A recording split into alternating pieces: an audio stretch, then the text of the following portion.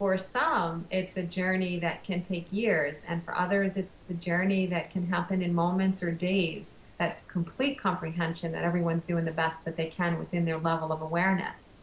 But what they do discover is that when they integrate that knowledge, that they are more peaceful. And that's the important thing, because then they are radiating higher, they're radiating closer to the vibration of love. If we feel anger, resentment, a lack of forgiveness toward other people, we're not harming the people that we're directing that energy at.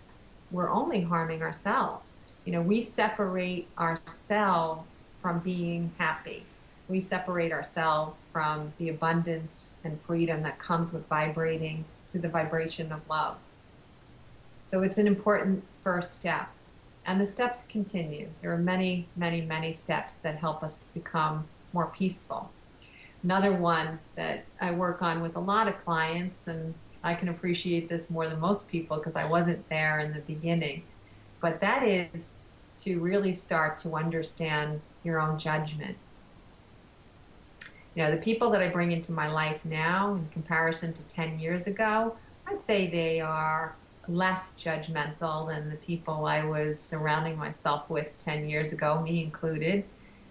And a lot of them are pretty proud of the fact that they don't judge others based on their religion or their race or their manner of speech or whatever other physical parameters they can note. So they feel proud. I'm not judgmental because I'm not, put off by this or that or the other thing. But what is hard to recognize in the beginning is how pervasive judgment is. Many people get to the point that they're past judging others based on their religion or their appearance or basic, factors that we can see. And then they feel proud. But when we start to look at how pervasive judgment really is, start to notice that we're judging on other factors as well. We're judging on someone's height, their hair texture, what they do for a living, what they do during their leisure time, whether they drink alcohol or don't, what's their language like, do they use their language correctly, what kind of car do they drive. It's limitless, the numbers of things that we are judging people on. And even though we think that we're doing so great because we accept all races and religions and we love all people, when you really start to look at what's going on in your head, you can see that there are still these other judgments. But then I have a fair number of clients and audiences that get to the point where they're not judging people by the car that they drive or the number of letters after their name or what they're doing for a living or how many kids they have or who their spouse is if they have one and so on. And then they're even more proud, look how good I've done. But it still continues. It still continues. Then where our judgment begins is we judge the quality of someone's life.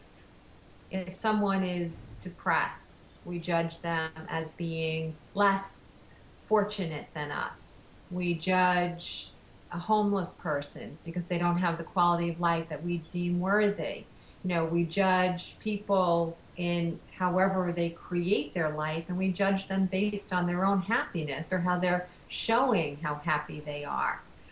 We judge people who, quote unquote, cheat. We judge people who practice a different political affiliation. We judge people based on their philosophy, their ideas, their ideology, their choices. So becoming judgment-free is another process, but it's a worthy one. Because once again, judgment never challenges the person whom you are judging, unless you were to take an action based on that judgment. The judgment in your mind is only harming you. You're limiting yourself. You're limiting your ability to be vibrating at a high vibration. You're limiting your own peace. You're limiting your understanding of the value of all and the richness of the variety that there is in everyone's human experience. The more you understand that everyone's doing the best that they can within their level of awareness, the more you can let go of judgment about the quality of other people's journeys. when I see people who are living in what I would perceive as being really challenging lifestyles or life circumstances, I recognize that they might not be ready for the next awakening yet. They might not have grown their self love to the point that they have the courage to stand up and to make a change. They might not know that they're worthy of having a higher quality life. But where they are in the moment is the best that they can do. And so I appreciate that moment. And if they are inquisitive or curious, or they want perhaps guidance about how they can move or shift from those circumstances, then I or others who understand universal wisdom can help them find another way. And it does really come from teaching them to love themselves, teaching them to honor that they are important and that they are worthy and that they're unique and original, and that regardless of what anyone ever told them throughout their whole life, they have a purpose and that they matter and that they're worth being loved and they're worth being valued and appreciated for exactly who they are in this moment, whatever that moment looks like. And that's the journey. It's about helping others to see that we have to let go of judgment first if we're going to be of any value to helping others to grow in their ability to vibrate with the vibration of love. And you're talking there about unconditional love, aren't you, when you say that people are love worthy regardless of anything that's going on in their lives. You bring them to a sense of self-love, which is really unconditional self-love, don't you? Yeah, it does all begin with unconditional self-love. It all begins with knowing that you have always done the best that you can within your level of awareness as well. And that means letting go of regret, forgiving yourself for actions that you did or did not take, letting go of the feeling that you should be more or have done more, to know that whatever it is that you have done up until this moment, that you always did the best you could within your level of awareness. So yeah, unconditional love means accepting exactly the way things are today.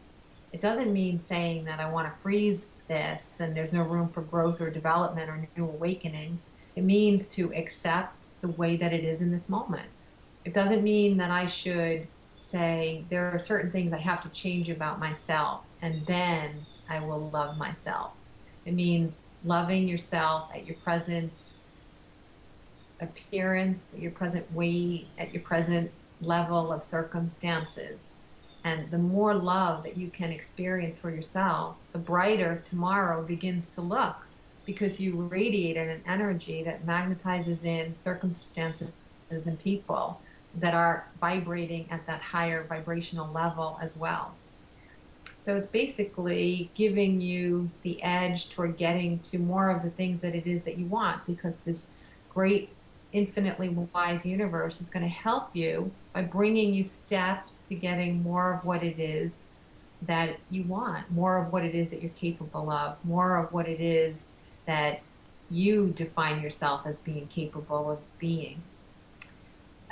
Unconditional love is a term that's very often misunderstood. And I like to use a client as an example of how misunderstood it could be. I was having a conversation, a first session with a client, and she started to describe a friend of hers' behavior. I believe that her friend was cheating on her husband, another word I love. But anyway, she was describing that her friend was cheating on her husband, but because she loves her unconditionally, she had to tell her exactly how she felt about it. So it's such an interesting thing that people on earth will use the term unconditional love as an excuse to pass judgment. And that's really all it is passing judgment. She judged whatever her perception was about monogamy or marriage. as something that's superior to the way her friend was behaving, and it was her duty to inform her friend of her wrongdoing. That's not love without condition. That's conditional love. So unconditional love means that you accept your friend, you accept her choices. If your friend has curiosity about your perception of it, or about thinking of a different angle, or she asks your opinion, then she's opening up an opportunity for you to have a conversation. And that conversation can come from love, and it doesn't need to come from judgment. Because the more judgmental, the more judgmental you are, the more you will put conditions on how much love you experience with another person. But when you remove judgments, and this is not an easy thing to do, you can accept that this journey is unfolding for this person within their level of awareness, as can be very beneficial to them and to all of the people involved. In this particular circumstance, who are we to judge what circumstances anyone should be in or create as being superior to someone else's? So unconditional love means acceptance. It means appreciating and valuing someone regardless of how their lives or anything about them measures up to what you perceive as being ideal. That's what unconditional love is. So is the development of unconditional love the main thing that you hope to do with your clients, or that you work to do as the main theme of the enlightenment and the self-growth that you're helping people towards? For sure, we begin with looking at ourselves. Every adult that hasn't been seeking removing the misbeliefs of the human journey, they have some kind of modicum of repression of their soul. They're living in human footsteps and in human shoes. So we always begin by saying, what are those masks and layers that you're carrying?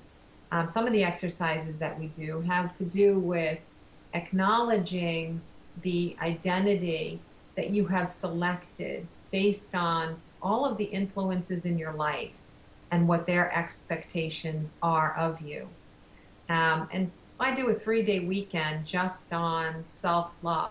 So this exercise is really profound for people to understand what molded them and shaped who they are today, and help them to determine how many of the circumstances of their life were chosen because they wanted them, and how many circumstances of their life were thrust upon them because they were trying to meet the expectations of someone else or some other influence.